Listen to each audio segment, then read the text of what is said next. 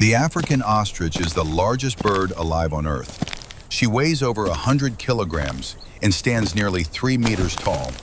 Her legs can deliver a kick powerful enough to kill a lion. Out here on the open savannah, she is one of the most formidable animals alive. But right now, she is not thinking about fighting. She is thinking about her eggs. She has been sitting on this nest for 3 weeks.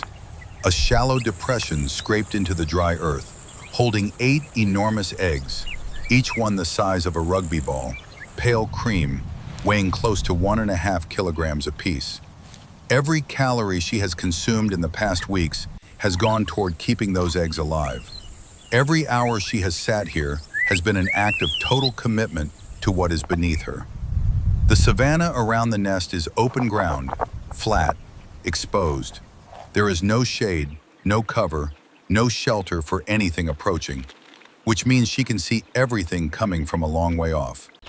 Almost everything. The honey badger does not move like anything that needs to announce itself.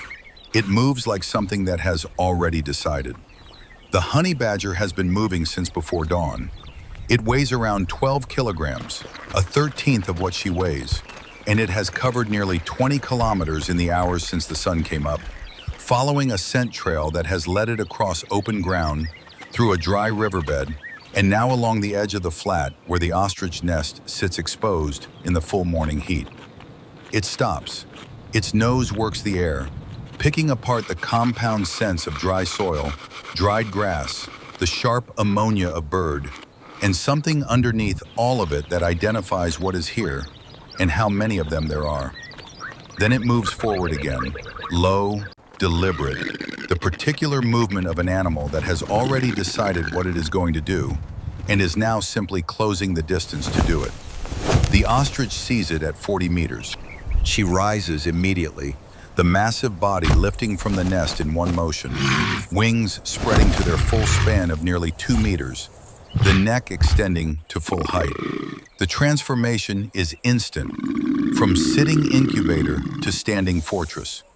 She is watching the honey badger with the focused intensity of an animal that has dealt with threats before and knows exactly how this works. The honey badger does not stop.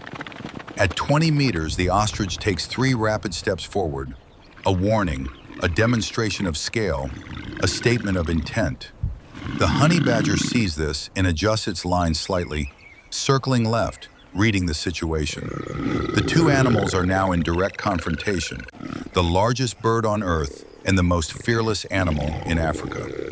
The standoff lasts 40 seconds. Neither animal breaks eye contact. Neither takes a step back. The savanna is silent except for the wind through the dry grass. Then the honey badger charges. The ostrich responds instantly. Her right leg drives forward and down, a kick that lands with the force of a battering ram. The honey badger takes the impact and rolls, absorbs it, and comes back up moving.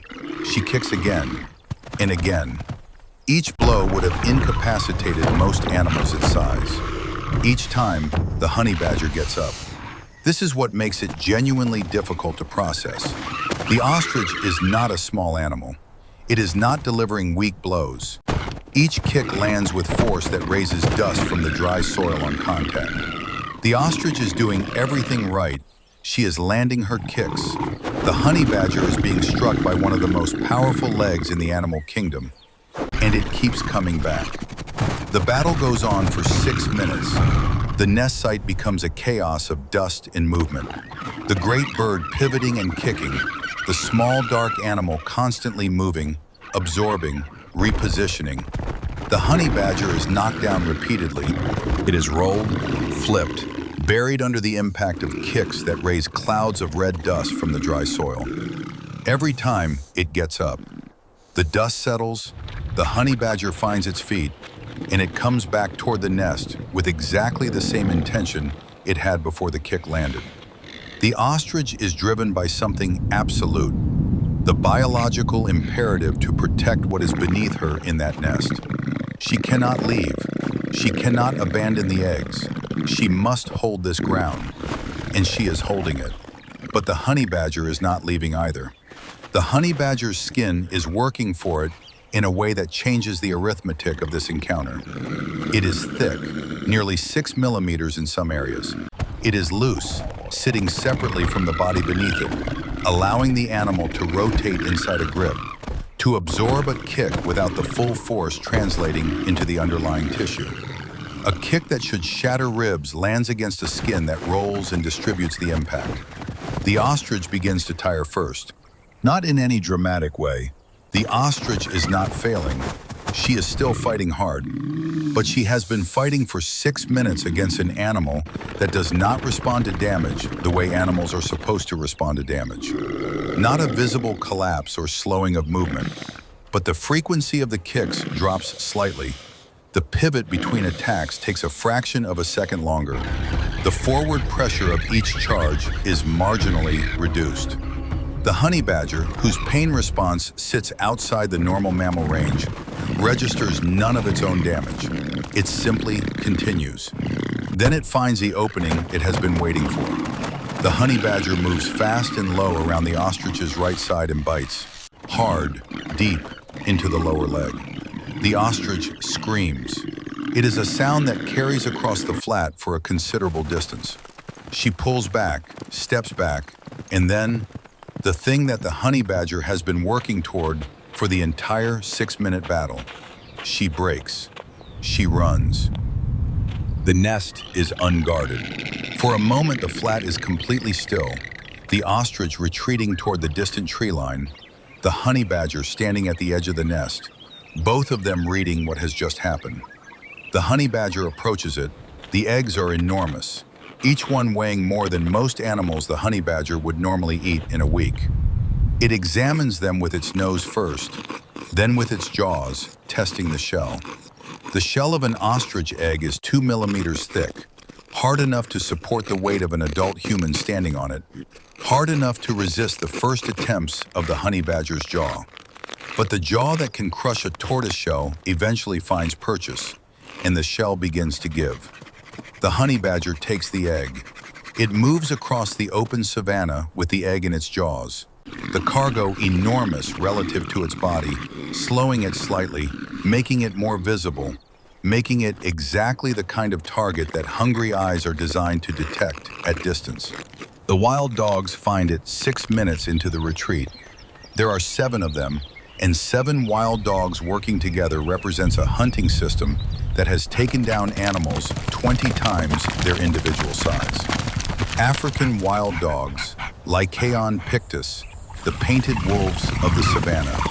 They have been covering ground to the north of the ostrich nest, following their own scent trails, and the commotion of the battle has redirected their attention. They arrive at a trot and assess the situation within seconds. A honey badger, alone, carrying something large, already exhausted from a 6-minute fight with a 100-kilogram bird. The pack deploys immediately. They do not rush the honey badger directly. Wild dogs are too experienced for that. Instead, they spread out, surrounding it, closing the circle gradually, reading the honey badger's attention, and probing from whatever direction it is not facing. The honey badger drops the egg and turns. It faces the nearest dog. The dog retreats slightly. Another dog moves in from behind. The honey badger spins and snaps. The dog jumps back. The pack is working exactly as it is designed to work. Constant movement, constant pressure, wearing down a target through exhaustion rather than direct confrontation. The honey badger is extraordinary in this.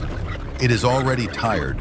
It has just fought a battle that would have ended most animals, and it faces 7 coordinated hunters with exactly the same intensity it brought to the fight with the ostrich.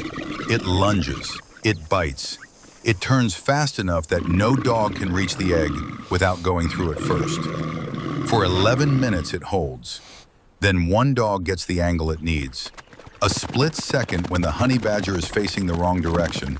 A fast, low run, jaws closing on the egg, and the dog is running. The egg is gone. The remaining dogs disengage and follow their packmate. The honey badger chases them for 40 meters, still snapping, still refusing to accept the result, even as the distance between it and the egg grows to something unrecoverable. Then it stops. It stands in the middle of the open savannah. The egg is gone. The dogs are gone. The ostrich nest is behind it, empty of what it worked for. It is battered. It has been kicked by a 100-kilogram bird and harassed by 7 hunting dogs in the same morning. It does not stop moving. It turns and walks, not the way it came, but a new direction, nose already working the air, already reading what the ground ahead has to offer. In wild Africa, a meal is not yours until it is eaten. The honey badger knows this in the particular way that an animal knows things. Not as a lesson, not as a thought, but as the state of being that has shaped everything about how it moves through the world. There is always another scent to follow. There is always another morning. It walks on, low, deliberate, completely unchanged by everything that just happened.